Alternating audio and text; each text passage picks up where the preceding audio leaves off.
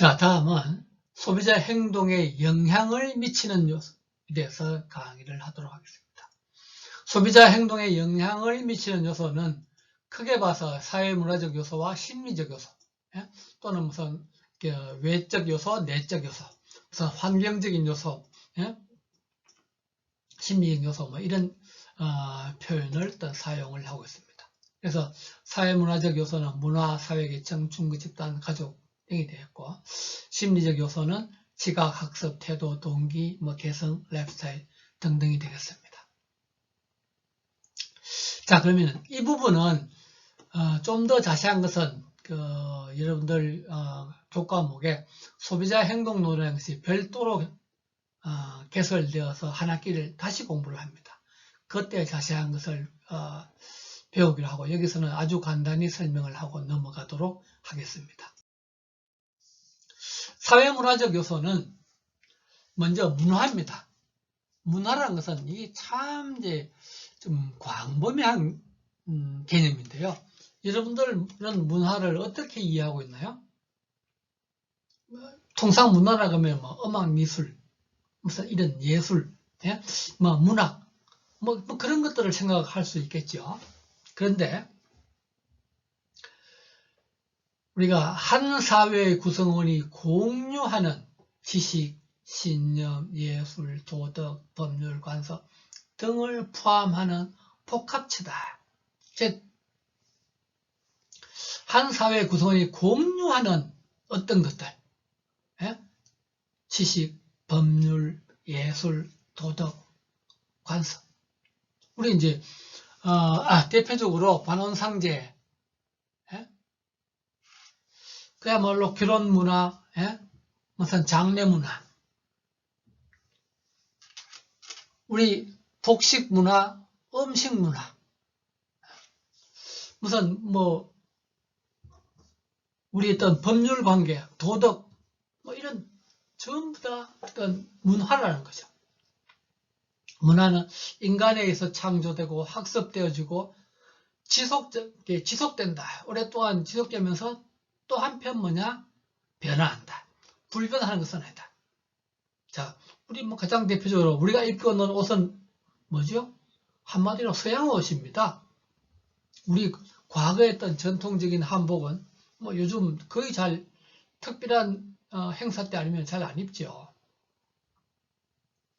우리 음식 문화도 많이 변해있습니다. 여러분들이 아주 좋아하는 매운 음식, 고춧가루. 우리나라에 고춧가루가 언제 들어왔죠? 임진왜란 이후에 들어왔습니다. 그 전 조선시대 때 사람들은 매운 음식이라는 것이 없었죠. 자, 그 다음에 요즘 여러분들은 피자도 먹고 햄버거도 먹고 카레도 먹고 베트남 쌀국수도 먹고 전 세계 사람들 다양한 다른 나라의 문화들을 알고 있고 매스컴을 통해서 또 직접 접하고 있습니다. 그런데 이런 문화를 타 문화와 우리 문화의 어떤 차이를 안다는 것은 어떤 서로 비교를 통해서 비교 문화 분석. 자, 우리가 힌두교도들은 소고기를 먹지 않는다고 합니다. 유대교도들은 돼지고기를 안 먹습니다. 그 다음에 이슬람교도들은 이런 돼지고기나 소고기를 먹되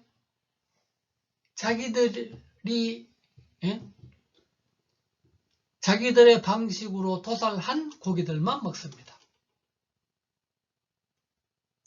아무 고기나 먹지 않는다는 거죠.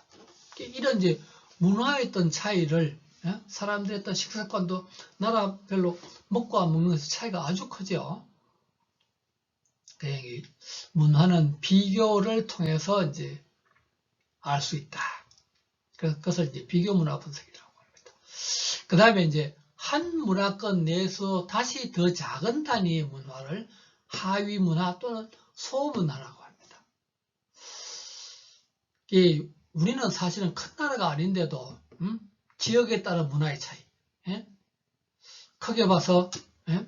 뭐 경상도 문화, 전라도 문화, 충청도 문화, 예? 기호지방, 서울 경기지방의 문화, 연령대별 문화, 종교별 문화의 차이. 우리나라도 요즘 이제 다문화 사회라고 얘기를 합니다. 다문화, 다민족.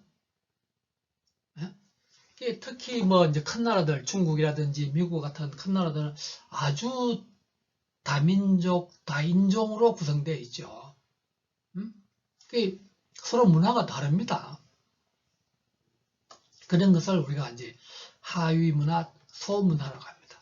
그래서 나라가 작으면은 이런 이제 하위 문화가 별로 발달되지 않지만 나라가 크면 클수록 아주 다양한 하위 문화가 있게 되고 그런 하위 문화의 어떤 차이가 아주 커서 예를 들어서 우리나라의 경상도 사투리, 뭐 전라도 사투리, 무슨 뭐 표준말, 서울 지방에 약간의 차이는 있더라도 완전히 못 알아들을 정도는 아니죠.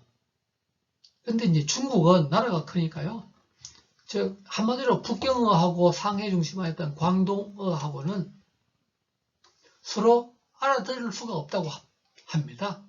이런 뭐 말이 안 통하는 거죠. 그러니까 중국에서는 일찍부터 옛날부터 역관, 통역관이 발달이 했습니다. 이런 이제 문화의 어떤 차이를 이제 사람은 뭐냐면은 본인이 속한, 본인이 태어나서 또는 본인이 지금 살아가고 있는 문화의 영향을 받는다. 사람의 행동은 문화의 영향을 받는다는 거죠.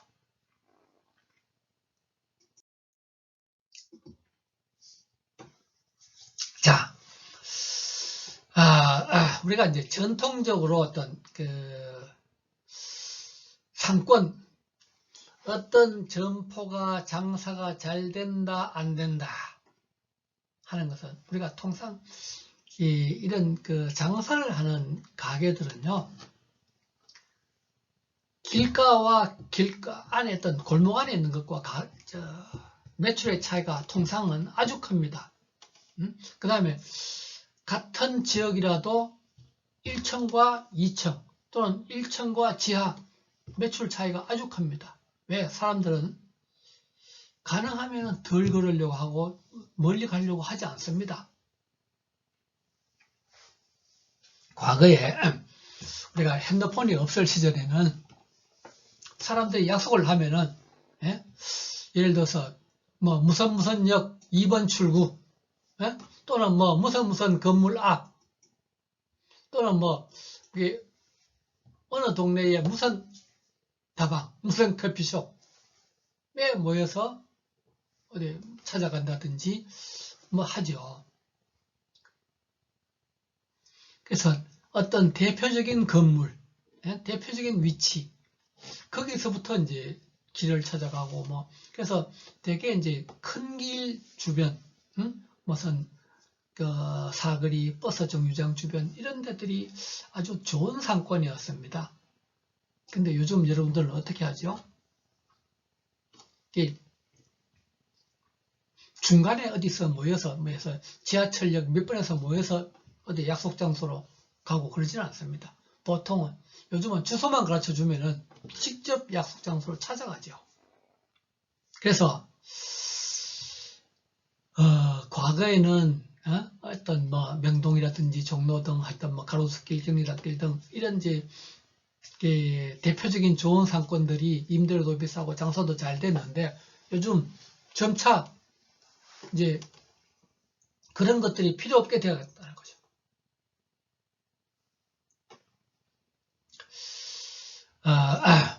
어느 지역이 예를 들어서 가로수길, 경리단길이 이제 지역 상권이 활성화되어서 장사가 잘 된다. 장사가 잘 되니까 건물주는 임대료를 더 내라. 그러면은 장사를 하는 임차업 업자들은 임대료가 점점 상승하다 보면은 도저히 거기서 못 버텨나고 임대료가 더 싼 쪽으로 쫓겨나게 됩니다. 그것을 우리가 이제 뭐 젠트리피케이션이라고 하는데, 그래서 요즘은 사람들이 이 소비 패턴이 있던 변화해서 중심 상권이라든지 대로변 상가라는 것이 의미가 퇴색해지고, 골목 안이라도 음식만 맛있으면 그 음식점은 장사가 잘 된다. 예? 골목 안이라도 무슨 뭐 품질 좋은 제품을 싸게 팔면 옷가게가 장사가 잘 된다는 거죠. 위치가 크게 중요하지 않다. 그래서 무슨 골목 안에 있는 뭐 파파노 다행이라든지 미아논나 같은 이런 일식집이나 샌드위치 집이 아주 골목 안에 있지만은 사람들한테 입소문을 타고 매출이 있던 증가를 했다고 합니다. 그래서 요즘은 이제 제품 품질만 좋으면 어디든지 찾아간다. 그래서 문화가 바뀌었다는 겁니다. 자, 그 다음에 두 번째로 사회계층인데, 사회계층은 전체 사회 구성원들을 몇 개의 층으로, 몇 개의 어떤 동질적인 몇 개의 층으로 분류해서, 뭐 우리 가장 대표적으로 이제 상중하로, 여러분들 저런 표현 들어봤죠? 화이트 칼라, 블루 칼라. 전체 직업군들을 화이트 칼라 계층, 블루 칼라 계층 두 개의 계층으로 나눈 것입니다.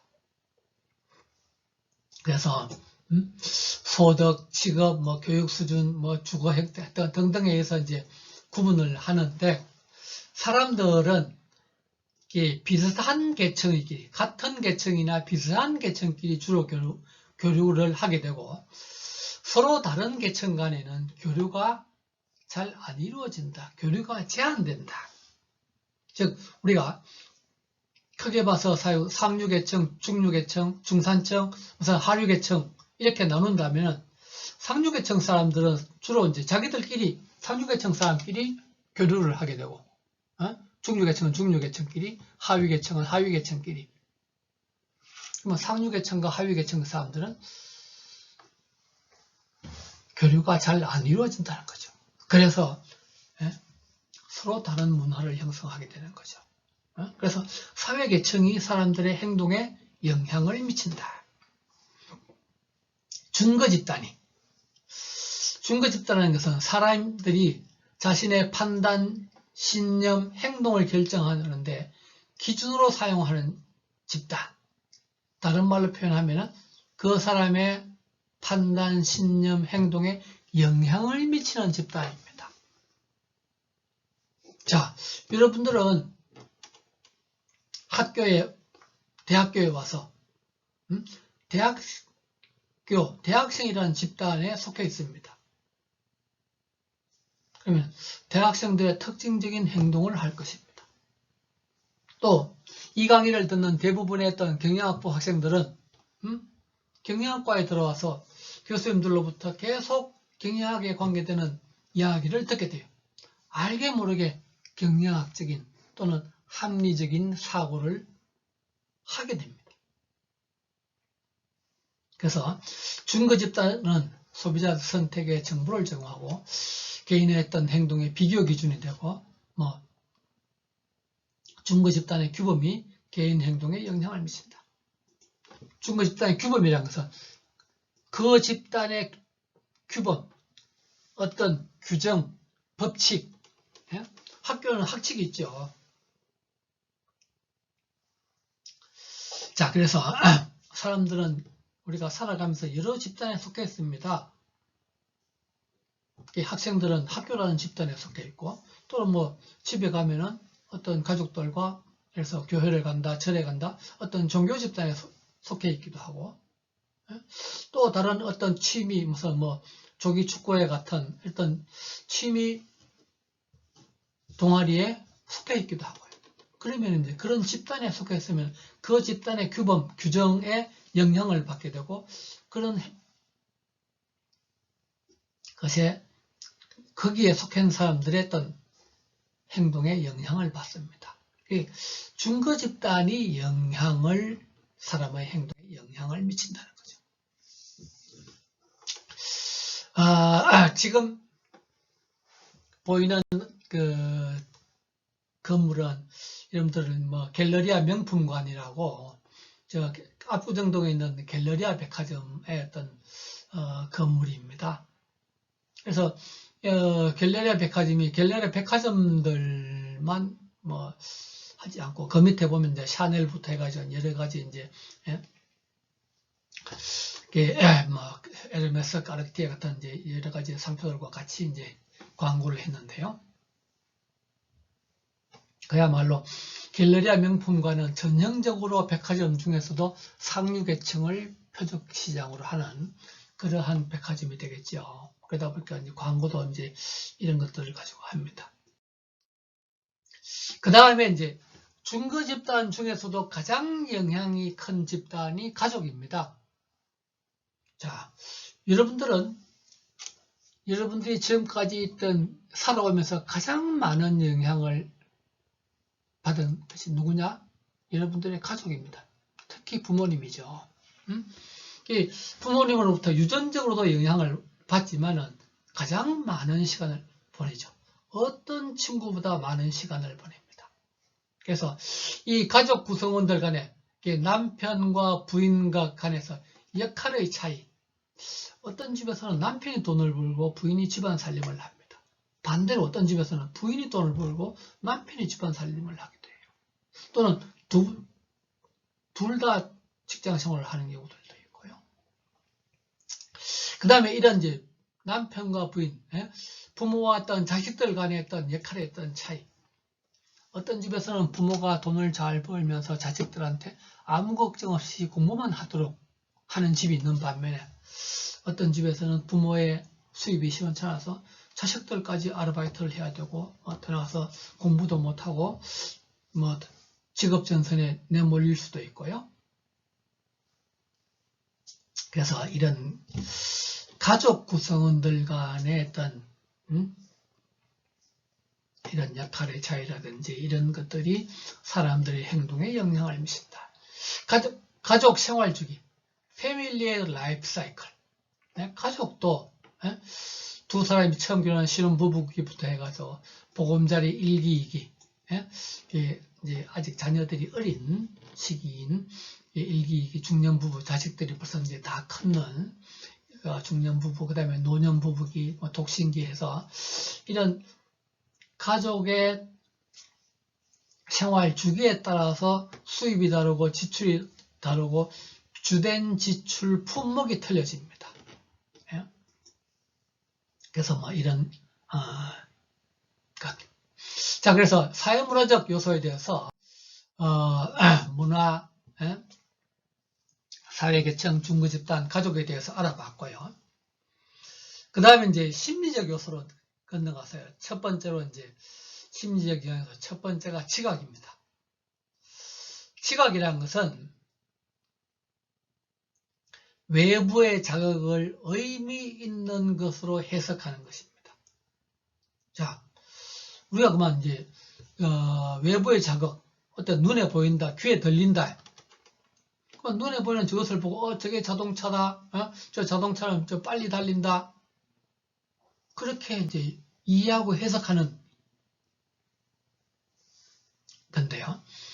그래서 감각기관을 통해서 외부로부터의 자극을 받아들입니다. 그런데 우리의 어떤 감각기관은 절대시격이라 그래서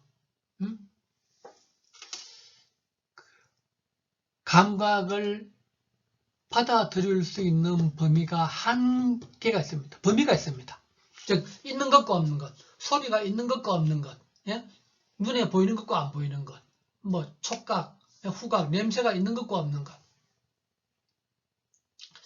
그래서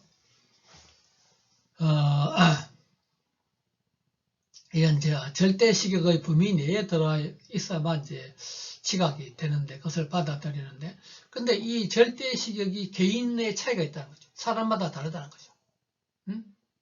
이제 저는 눈이 나빠서 안경을 쓰고 있죠. 어떤 사람들은 청력이 나빠서 보청기를 낍니다. 어떤 사람들은 냄새에 아주 예민한 사람이고 그렇지 못하는 사람이 있습니다. 예? 절대 시각에서 어떤 개인 차이가 있습니다. 그 다음에 변별 시각은 절대 시각이 이제 어떤 하나의 자극이 있다 없다를 구분을 한다면은 변별 시각은 두 개 이상의 자극이 차이가 있는지 없는지. 자, 어떤 사람은 피아노 소리의 어떤 도와 레를 아주 잘 구분을 합니다. 근데 이제 어떤 사람은 그 차이를, 소리의 차이를 잘 구분 못할 사람도 있습니다. 어떤 사람은 냄새의 약간의 차이를 아주 잘 구분하지만 어떤 사람들은 잘 구분을 못합니다. 그래서 이제 이런 것들을 변별시각이라고 하고요. 그 다음에 이제 지각은 지각의 선택, 조직, 해석이 있습니다. 지각의 선택이란 사람은 여러 개의 자극이 동시에 들어오면 그 모든 것을 같이 한목에 다 받아들이는 것이 아니라 선택해서 받아들이고 조직화해서 두 개 이상을 한목에 묶는다든지 조직화해서 받아들이고 해석을 달리 할 수가 있습니다. 해석을 다르게 한다는 거죠. 이제 이것에 대해서 자세한 것들은 소비자 행동론 과목에서 배우기 바랍니다. 그래서 앞에서 우리가 소비자 행동 모델에서 정보 처리 과정에 대해서 이야기를 했는데 이 지각 과정은 선택적으로 지각이 이루어집니다. 노출, 주의, 이해, 보유의 과정을 거쳐서 지각이 이루어지는데 그래서 또 뭐 다른 말로 정보 처리 과정 선택적으로 노출이 이루어지고 선택적으로 주의를 기울이게 되고 선택적으로 이해하게 되고 선택적으로 보유, 즉 기억 속에 담아둡니다. 그래서 사람은 어떤 외부로부터 자극이 그래서 어떤 내부의 어떤 판단 과정을 거쳐서 어떤 이제 반응이 이루어지는데 그 내부의 오가니즘 판단 과정이라는 것이 뭐죠? 우리의 머리, 뇌, 우리의 어떤 이 뇌 속에서 이루어집니다. 그래서 어떤 정서적 판단, 뭐 감정적 판단, 이성적 판단, 합리적 판단 이런 것들을 하게 되는데 우리 이 뇌에서 이런 것들을 하는 뭐 정서중추, 감정중추 등등 이런 것들이 그 뇌 속에서 위치가 다르다고 합니다. 위치가 다르다고요. 하여튼 뭐 이 자세한 것들은 소비자 행동론 과목에서 배우도록 하고요.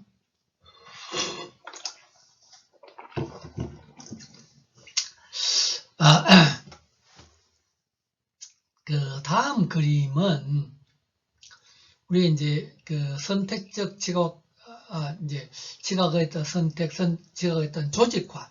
사람은 어떤 하나만 별개로 인식을 하는 것이 아니라 주변 것들과 같이 이제 조직화해서 인식을 하는데, 그게 이제 어떤 도형, 물체와 어떤 배경과의 어떤 관계입니다. 자, 첫 번째 그림은 여러분들이 이 무엇이 도형이고 무엇이 배경인지가 보는 각도에 따라서 달리 보일 수가 있습니다. 자, 까만 부분이 배경이고 흰 부분이 물체라면 이 뭐겠죠? 어떤 잔, 뭐 컵 같은 것들이 될 것이고 반대로 흰 부분이 배경이고 까만 부분이 어떤 물체, 도형이라면 두 사람이 마주보고 있는 모습이 될 것입니다. 두 번째 그림도 마찬가지죠. 흰 부분을 중심으로 해서 보면은 이게 이제 그 사람 얼굴이 여자분 같은데 얼굴이 보이는데 검은 부분이 물체라면은 어떤 그 나팔을 불고 있는 코가 큰 남자가 되겠습니다. 세 번째 그림도 보는 각도에 따라서 늙은 여자로 보일 수도 있고 젊은 여자로 보일 수도 있습니다. 어떤 것이 늙은 여자고 어떤 것이 젊은 여자인지 여러분들이 한번 잘 보시기 바랍니다. 그래서 이런 것들이 이제 애매한 도형과 어떤 배경의 문제에서 그 선택적 조직에서 어떤 문제가 있는 대표적인 예가 되겠습니다. 그 다음에 이제 학습이라는 것은 말 그대로 이제 배우는 겁니다. 과거에 있던 경험에 의해서 일어나는 행동의 변화입니다. 사람은 무엇을 경험한다, 배우게 되면은 그에 따라서 행동의 변화가 일어나게 되죠. 학습을 하게 되는데 우리가 학습 이론에 어떤 가장 대표적인 것이 고전적인 조건화 이론, 도구적인 조건화 이론, 인지적인 학습 이론. 이 앞에 두 가지를 다른 말로 행동적인 학습 이론 이렇게도 이야기를 합니다. 그래서 이 자세한 것들은 여러분들 책에 있는 내용을 좀 더 읽어보시기 바라고 여기서 설명을 생략하도록 하겠습니다. 다음 어떤 광고는 우리가 이제 도구적인 어떤 조건화 이론을 응용한 어떤 이제 광고 사례가 되겠습니다. 그래서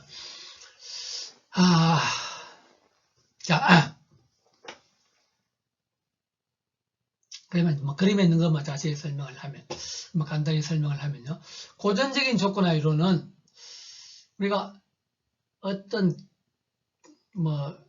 이제 대중가요를 들으면은 어떤 좋은 노래를 들으면 아주 기분이 좋아집니다. 예? 유쾌한 기분이 납니다. 예? 아주 무슨 예쁜 잘생긴 사람을 보면은 아주 기분이 좋았다. 아주 맛있는 음식을 보면은 먹고 싶어진다.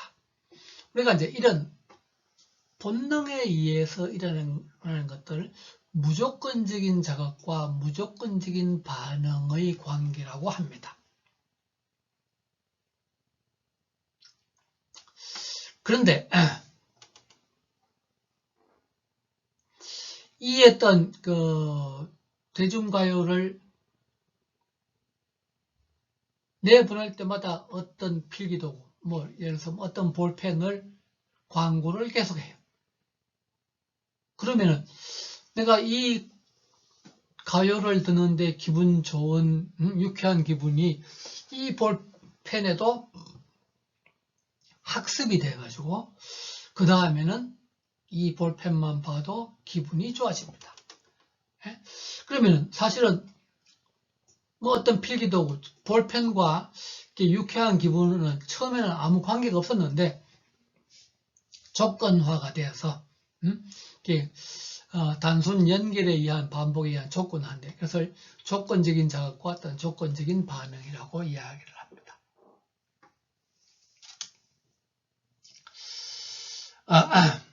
그 다음에 이제 도구적인 조건화 이론 또는 조작적인 조건화 이론.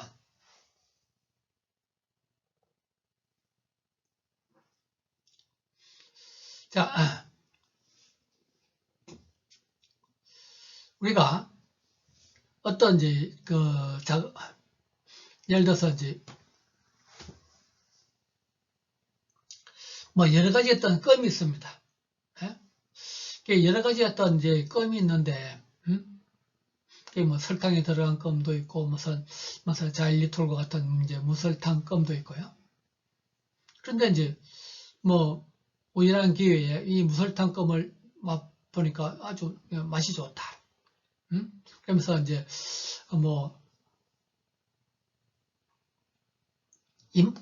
맛도 상쾌하고 어떤 치아에도 이빨도 덜 상하게 한다는 거죠.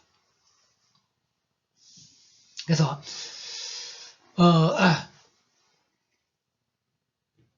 처음에는 이 불탄검을 우연한 기회에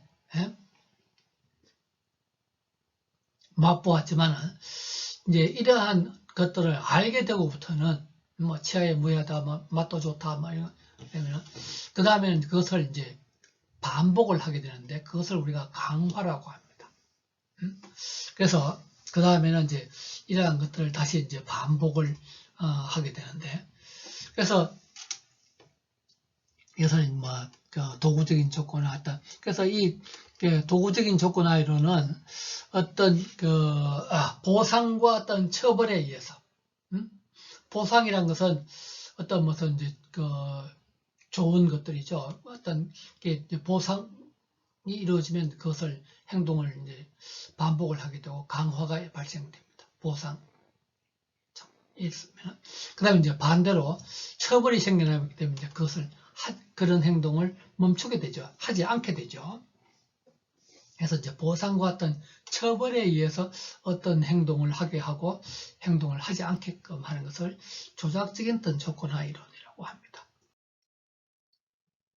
그래서 우리가 예를 들어서 무슨 남학생 같으면은 예쁜 여자를 보면은 기분이 좋다. 그런데 그 예쁜 여자가 예를 들어서 이효리가 이 뭐 소주라는 어떤 소주를 들고 나왔어요.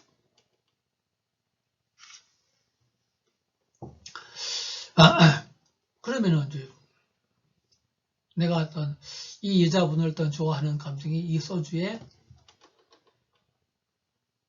연결되어서 어떤 조건화가 이루어지는 거죠. 그 다음에 무슨 여학생 같은 경우는 이런 이제 뭐 잘생긴 남자들이 박보검이가 어떤 상품을 또 들고 왔어요. 그래서 뭐 그 상품이 이제 박보검이와 갖다 연결이 돼가지고 학습이 되어서 이제 그걸 뭐 좋아하게 됩니다. 도구적인 조건화는 방금 했던 이제 어떤 보상에 의해서 보상 무슨 뭐 쿠폰을 준다, 무슨 할인을 해준다, 무슨 뭐 사은품을 준다 등등 해서 보상에 의해서 그런 행동을 반복하게끔 하고 반대로 또 처벌에 의해서 하게끔 하는 것입니다. 그 다음에 이제 동기 이론은 동기란 것은 어떤 행동을 하게끔 행동을 촉진시키게끔 행동을 어떤 가속화하게끔 어떤 일어나는 내부에서 발생되는 어떤 힘입니다. 원동력입니다. 자, 내가 음식을 보는 순간 무엇을 먹고 싶다는 생각이 막 일어나요. 그러면은 먹고 싶은 동기가 발생된다는 거죠. 무슨 운동이 야구를 축구를 하고 싶다. 동기가 일어나는 겁니다. 뭐 공부를 하고 싶다. 그래서 어떤 목표를 향해서 어떤 것을 뭐 지시하고 촉진하고 가속화시키는 어떤 내적인 힘의 상태를 어떤 동기라고 합니다. 그래서 사람을 움직이게 하는 힘이다. 그런데 마슬로우라는 사람은 동기가 이 계층 단계가 있어가지고 낮은 차원의 욕구, 동기가 충족되어야만 높은 차원의 욕구가 발생된다고 이야기를 했다는 것입니다. 그래서 가장 낮은 단계가 생리적 욕구, 어떤 뭐 먹고 싶은 식품에 대한 거라든지 뭐 갈증, 뭐 음료수에 대한 거라든지 뭐 수면 상태라든지 잠, 뭐 이런 본능에 의해서 생리적인 그 본능에 의해서 일어나는 것이 가장 낮은 차원의 욕구라는 거죠. 그 다음 또 이제 낮은 것이 안전의 욕구다. 어떤 맹수의 위협, 깡패의 위협, 이런 신체적인 위협으로부터 내 몸이 안전하다. 어떤 더 나아가서 심리적인 안전까지 이런 안전의 욕구가 두 번째로 어떤 낮은 단계의 욕구다. 그래서 이런 생리적 욕구가 충족되고 안전의 욕구가 충족되면은 좀 내 혼자 외롭다는 생각이 들고 어떤 집단에 소속되고자 하는 집단에 소속되고자 하는 소속의 욕구 또는 다른 말로 사회적 욕구라고 합니다. 사회적 욕구. 그래서 이제 혼자 있기보다는 어떤 무슨 뭐 모임에 참석하게 되고 어떤 그렇게 되는 거죠. 그래서 모임에 참석하게 되면은 그 다음에는 그 모임에서 남들보다 좀 잘 하려고 하고 자존의 욕구, 존경의 욕구가 생깁니다. 그래서 그 집단에서 좀 더 높은 단계 위로 올라가려고 하고 그 집단의 장이 되고 싶어 하고 그런 것이 무슨 자존의 욕구, 존경의 욕구가 되겠습니다. 그 다음에 이제 제일 높은 단계가 그래서 집단에서 이제 위에 올라가게 되고 즉 장이 되면은 자아실현, 자신의 이상을 실현하고자 하는 그런 욕구가 일단 생기게 됩니다. 그래서 이 욕구도 어떤 계층이 있어서 낮은 차원의 욕구가 먼저 충족되어야만 높은 차원의 욕구가 발생된다고 하는 것이 마슬로우라는 사람의 어떤 동기론이 되겠습니다. 그래서 우리 주변에서 이런 무슨 뭐 생리적 욕구, 안전의 욕구, 사회적 욕구, 뭐 자존의 욕구 이런 것들을 겨냥한 광고들을 많이 볼 수가 있습니다. 그래서 여러분들 광고를 참고해서 보시고요. 자, 그 다음에 이제 태도는 사람은 어떤 대상에 대해서 대상이란 것은 그것이 제품이든 상표든 또는 다른 사람이든 어떤 대상에 대해서 긍정과 부정 혹은 호의적 좋아하거나 또는 비호의 싫어하거나 또는 뭐 찬성 비판 이런 것을 이제 느끼게 되는데 이제 그런 마음가짐을 가지게 되는데 그것을 우리가 태도라고 한다는 거죠. 태도. 그래서 나는 예를 들어서 자동차를 좋아해? 안 좋아해? 자동차 중에서도 현대자동차를 좋아해? 안 좋아해? 현대자동차 중에서도 또 소나타를 좋아해? 안 좋아해? 뭐 이런 식으로 각각의 대상에 대해서 어떤 호의적으로 행동하고 또는 비호의적으로 행동하고 이런 생각을 가지는데 우리가 그것을 태도라고 한다는 거죠. 그래서 사람이 어떤 기업에 대해서 또는 어떤 제품에 대해서 긍정적인 태도가 형성되면은 그것이 그 제품에 대한 구매로 이어질 가능성이 크죠. 그 제품을 사게 됩니다. 반대로 비호의적인 태도가 부정적인 태도가 형성되게 되면 그 제품을 안 사겠죠. 그래서 기업에서는 계속되는 어떤 광고라든지 기업의 여러 가지 마케팅 노력에 의해서 사람들이 자기 회사에 대해서 또는 자기 회사 제품에 대해서 긍정적인 호의적인 태도를 형성하도록 어떤 노력을 합니다. 그래서 피시바인이라는 사람은 태도가 어떤 다차원적으로 여러 가지가 합쳐져서 태도가 형성된다라고 했습니다. 그래서 어떤 대상에 대한 태도, attitude A는 시그마 BI 곱하기 EI, B 곱하기 2라는 거죠. B는 그 소비자의 어떤 신념의 강도이고, E는 소비자의 어떤 속성에 대한 어떤 평가, 중요성인데, 예를 든다면은 여러분들이 자동차를 살 때 자동차를 어떻게 평가를 하죠? 자, 그러면 뭐 자동차를 평가하는 속성이 안전도, 예?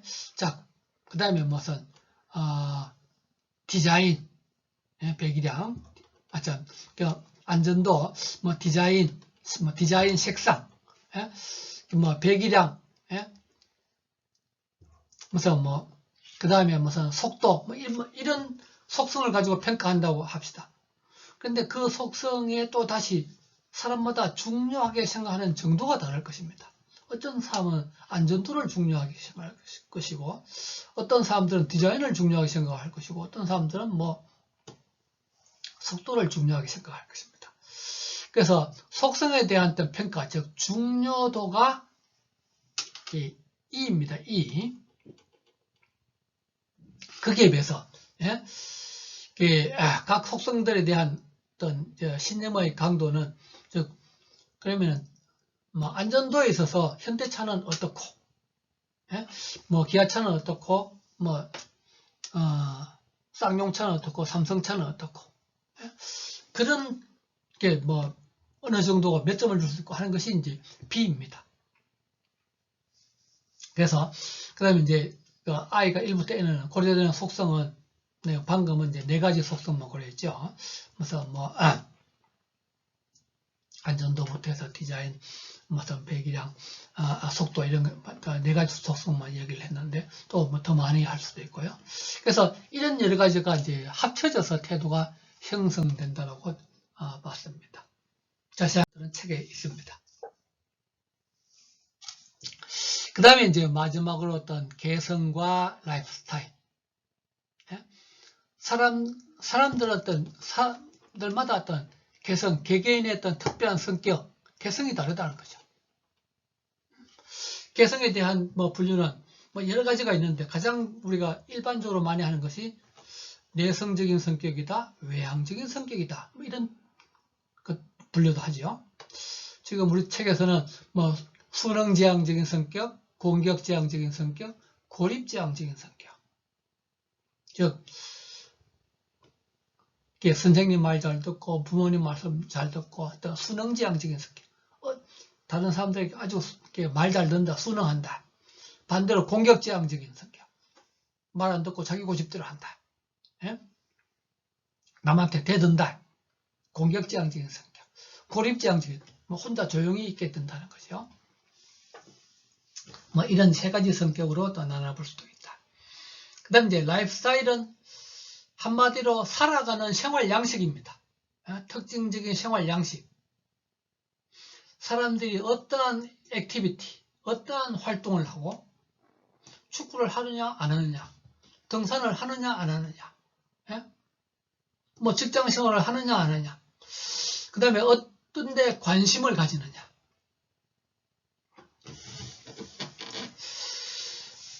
어떤 운동에 관심이, 뭐 야구에 관심이 아주 많아요. 어떤 사람은 전혀 몰라요. 어떤 사람들은 돈 버는데 관심이 아주 많아요. 어떤 사람은 정치에 관심이 아주 많아요. 어떤 사람은 정치에 전혀 무관해요. 그 다음에 어떤 오피니언, 의견, 어떤 것에 대해서 의견이 어떠냐.